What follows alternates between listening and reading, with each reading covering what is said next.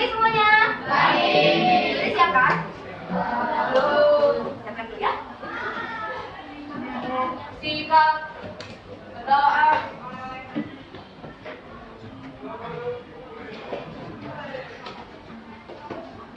Selesai beri salam. Selamat pagi Bu. Pak. Selamat pagi juga semuanya. Minggu kemarin kan sudah belajar tentang juga ya? Ya. Kira-kira minggu kemarin itu masih ingat gak belajar apa? Terus kira-kira ada tugas atau enggak? Ada. Udah selesai? Beneran selesai? Udah siap buat presentasi? Sama belum? Belum. Oke.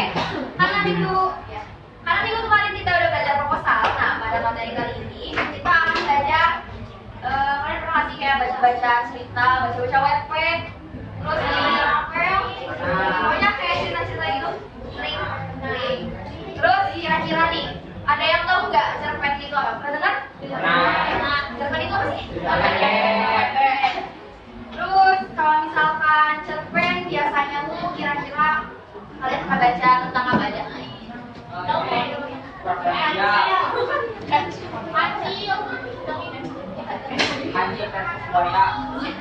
Nah, oke, hari ini kita akan membahas mengenai cerpen. Iya, ibu lupa. Ada yang hadir gak sih? Nah, kalau siapa? Gua absen aja ya. Adriel.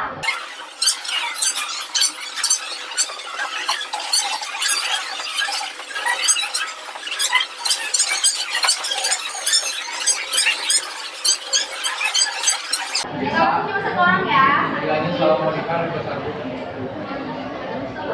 Oke, udah siap tuh buat belajar? Yakin udah? Udah sarapan?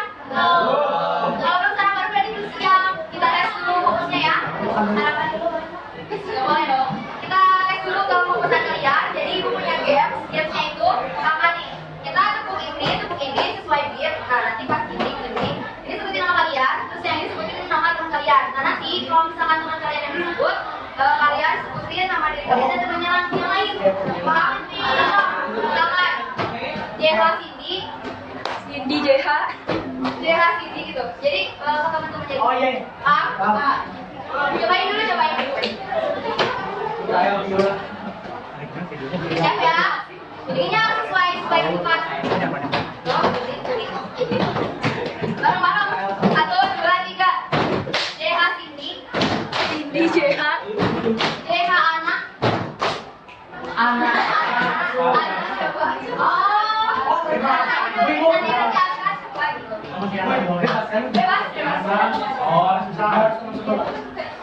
Bebas.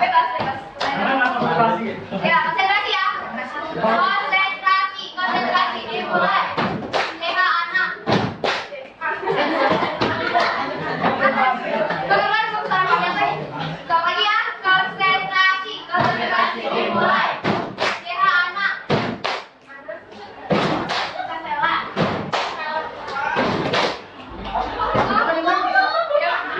Siapa? Suaranya bebas. Oke, lagi ya. 1, 2, 3. Konsentrasi dimulai. JH anak. Masuk.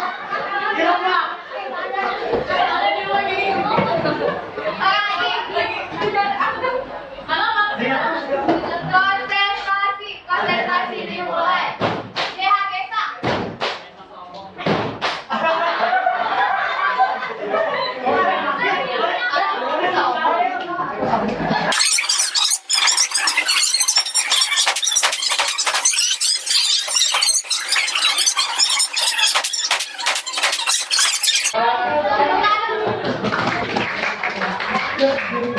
Oke, hari ini kita bakal belajar cerpen. Menurut KBBI, cerpen adalah cerita yang berisi tentang suatu kisah dan tidak lebih dari 10.000 kata. Tidak lebih dari 10.000 kata itu berarti maksudnya pendek. Nah, cerpen ini biasanya bisa dikatakan itu ada orang bilang cerita sekali duduk. Kenapa bisa dibilang sekali duduk? Ya karena si ceritanya itu pendek. Kita bisa bacanya itu hanya dengan sekali duduk gitu. Beda dengan misalkan novel. Kalau novel kan biasanya Gak mungkin kalau kita baca novel terus-terusan satu buku dengan satu kali dulu gitu. Pusing kan? Kalau misalkan cerpen kan biasanya kayak cuma kayak misalkan pada hari ini gitu misalkan terus ada cerita intinya terus udah gitu udah ada yang selesai. Tapi kalau misalkan novel itu biasanya lebih kompleks, lebih panjang, tokohnya lebih banyak. Nah, struktur cerpen ini ada berapa? Nah, yang pertama ada apa? Yang kedua?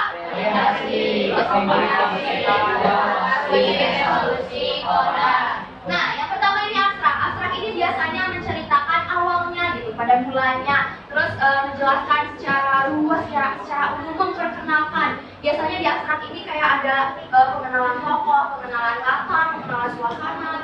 Lalu yang kedua ada orientasi. Di bagian ini pengarang mengatur adegan dan menginformasikan hubungan antar tokoh. Nah tadi di abstrak udah dijelasin kayak ada tokoh ini, ada tokoh ini, tokoh ini. Nah di orientasi itu dikaitin si tokoh-tokohnya itu tuh ada hubungan apa sih? Misalkan kayak Malin Kundang misalkan. Kan si Malin Kundang tuh ada ibunya, ada istrinya, terus ada si Malin Kundangnya sendiri. Nah itu tuh di orientasi itu dijelasin kayak hubungan antara ibu sama Malin Kundang tuh gimana, hubungannya sebagai apa.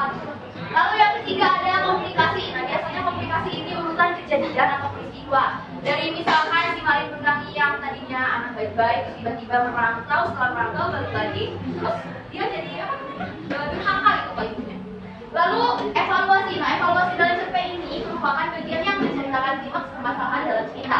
Dalam struktur ini juga mulai disebutkan penyelesaian masalah yang terjadi. Nah tadi udah dijelasin, udah diceritain tuh kayak Malin Kundang tuh tadinya tuh merantau, terus pas balik lagi tiba-tiba jadi durhaka, terus puncaknya tuh marah-marah gitu kan sama ibunya kayak debat gitu, terus kayak gitu sampai ibunya dikutuk jadi batu gitu, jadi batu gitu. Pas udah jadi batu tuh langsung tuh ada penyelesaian masalah. Nah, penyelesaian masalah ini biasanya masuk juga di resolusi. Pemecahan masalah atau penyelesaian masalahnya itu si ibunya tuh kayak tutup gitu kan, terus akhirnya di kodanya tuh ada pesannya bahwa kita tuh tidak boleh durhaka kepada orang tua kita. Lalu selanjutnya ada di cerpen berdasarkan jumlah halaman. Yang pertama itu ada cerpen yang benar-benar pendek, yang kedua itu ada cerpen yang sedang, yang ketiga itu ada cerpen yang panjang. Yang pertama ada cerpen pendek dengan isi 1 halaman. Biasanya kalian suka lihat di website kayak ada cerpen yang cuma kayak 1-2 paragraf gitu. Itu namanya berarti cerpen pendek maksudnya. Lalu yang kedua itu cerpen yang sedang itu biasanya 4-15 halaman. Kalau misalkan kayak di toko buku gitu kayak di Gramedia, di rumah buku, di Togamas itu biasanya kan kayak ada kumpulan-kumpulan cerpen. Nah biasanya kumpulan-kumpulan cerpennya itu isinya tuh ada yang cerpen sedang, nah sama satu lagi ada yang cerpen panjang. Nah cerpen panjang ini biasanya ditulis 20 hingga 30 halaman. Biasanya buku kumpulan cerpen itu berisikan antara cerpen yang pendek, sedang dan juga panjang. Kalian bisa baca cerpen itu bisa di buku, di e-book, terus bisa di website, terus website juga kan biasanya ada tuh kayak cerpen. Lalu selanjutnya ada unsur. Coba ada apa aja? Ada tema, terus yang kedua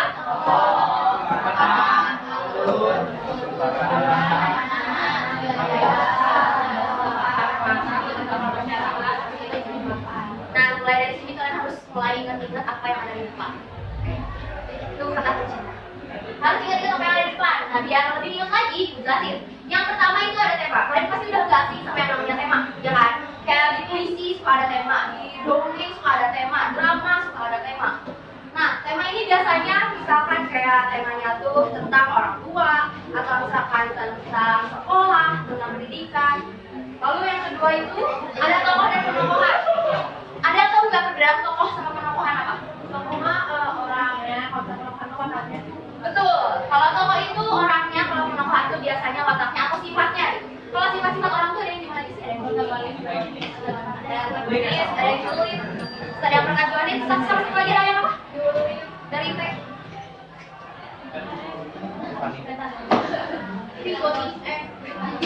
Perintil kagok. Nah, kalau di Jawa itu biasanya kayak gimana? Kalau yang jahat dan baik, netral. Kalau Jawa itu biasanya yang netral. Contoh misalkan tadi tuh, Malin Kundang. Malin Kundang itu tokoh atau penokohan? Kalau penokohannya dia gimana? Ya, durhaka. Sifat-sifatnya itu baru durhaka, terus tidak suka kepada orang tua, misalkan. Lalu yang ketiga itu ada latar. Latar itu biasanya ada apa aja? Latar tempat, latar waktu, suasana. Ada latar waktu, ada latar suasana, ada latar tempat. Lalu selanjutnya ada alur dan plot. Kalian suka dengar kalau misalkan kayak ada di preview doang atau misalkan kalian lihat presensi dari novel tersebut ada yang namanya plot twist. Itu maksudnya di sini. Nah, alur juga biasanya tuh ada 3, ada alur apa aja? Alur atau campuran, betul ya. Yang selanjutnya ada sudut pandang. Sudut pandangnya ini biasanya tuh kayak dari pandangan orang ketiga. Ada orang pertama, orang kedua, dan orang ketiga. Ada yang pakai misalkan kamu atau saya, atau ada yang menceritakan tentang mereka atau suatu nama gitu, kayak sosok atau kisah seseorang.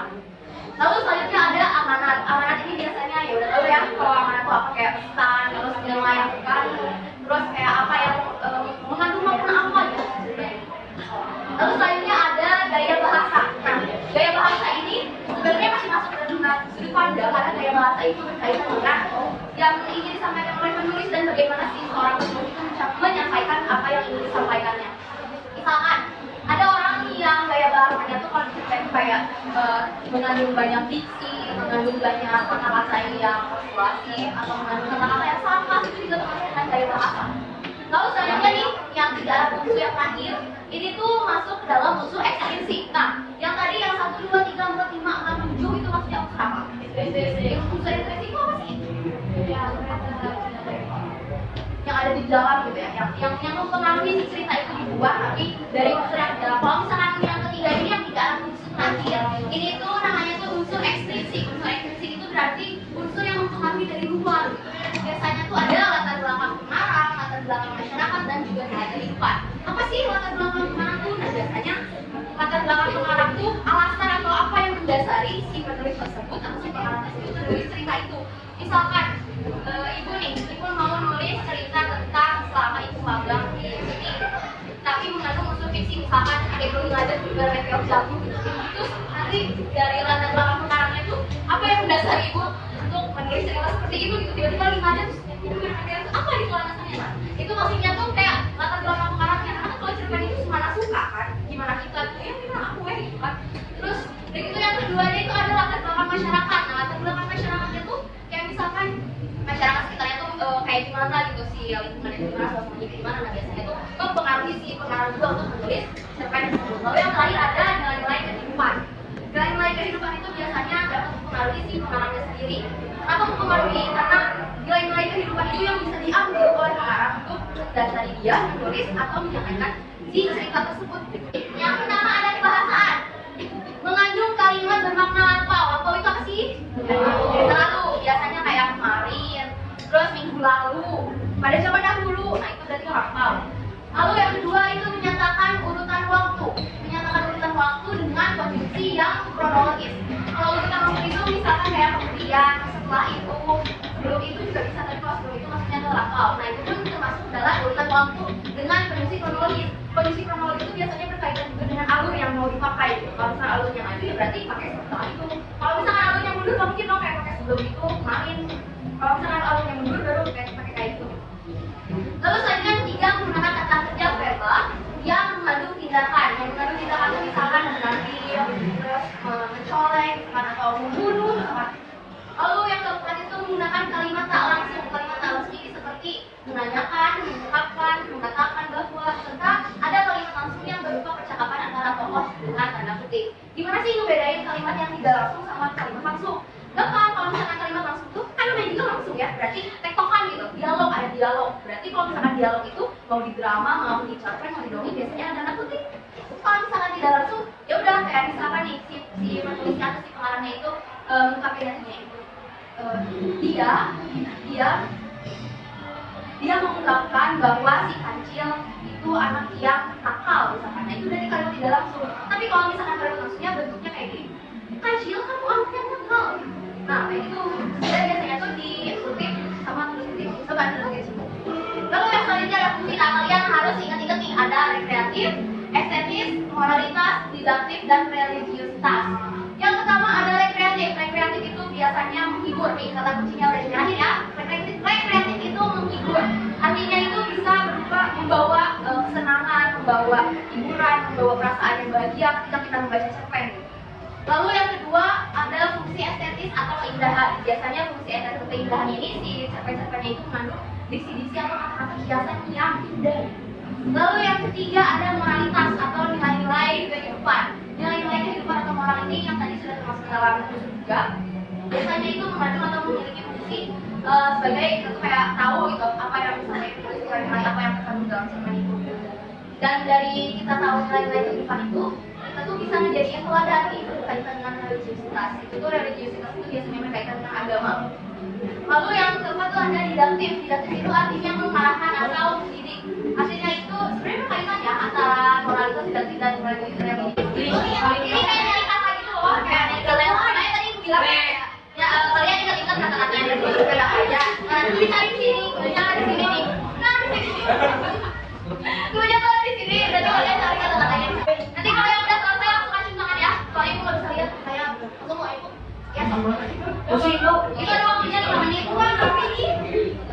Nih, aduh ibu susah ibu. Iya, Pak. Nah, kalau kalian salah itu tuh ada nyawanya. Oh iya, gitu. Ini kalau kalian itu nyawanya. Ini mah no.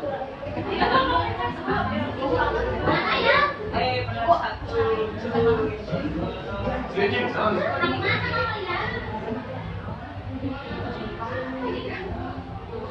Benar satu.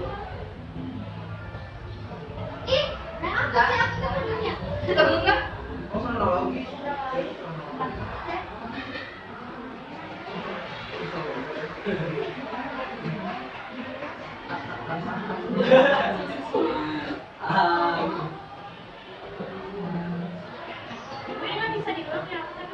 Bisa. Selesai. Siapa namanya? Sudah selesai. Ini mah gue baru buka. Selesai. Yang satu sudah. 3 orang terbaik ya. Mau hitam. Ayo, ada nyawanya, ada uang. Ibu digituin di kantor. Orang ya. Ada sini ada hitam. Bodoh, Cok. Bodoh. Cicing nggak di konsep tuh. Jadi kemarin juga nyobain soal lunas. Udah, 2. Susah itu. Baru 3. 3 lagi, ibu aku baru 5 nih. Semangat. 10, 9, canda. Udah, ada 3 orang ya. Udah, tadi hadiahnya salam terima kasih. Kamu tuh yang ini ya dirasain. Wah, ini susah banget. Sampai waktunya habis kok. Jangan nyerah dong, masa menyerah. Kalian tinggal diam-diam aja.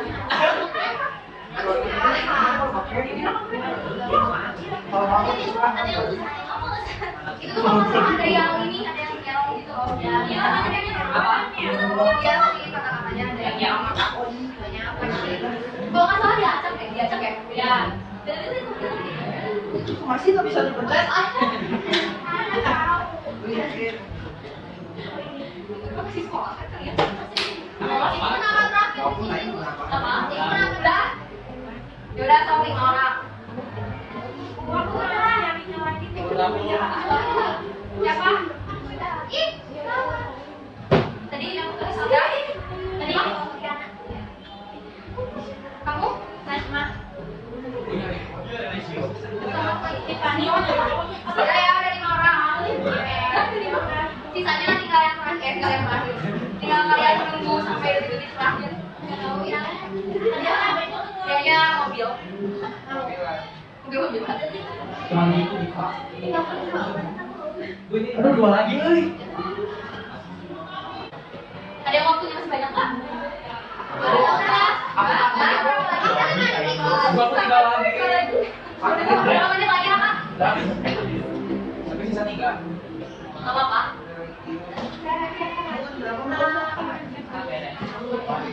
Udah aku udah jaga.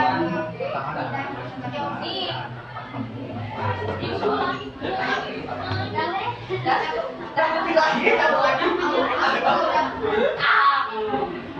Udah. Ibu aku udah. Lagi. Udah. Satu lagi. Ya udah. Udah semua? Dah. Oke, tadi 5 orang selesai belum? Ada yang pertama ada Najma, yang kedua ada Tiffany, yang ketiga ada Ana,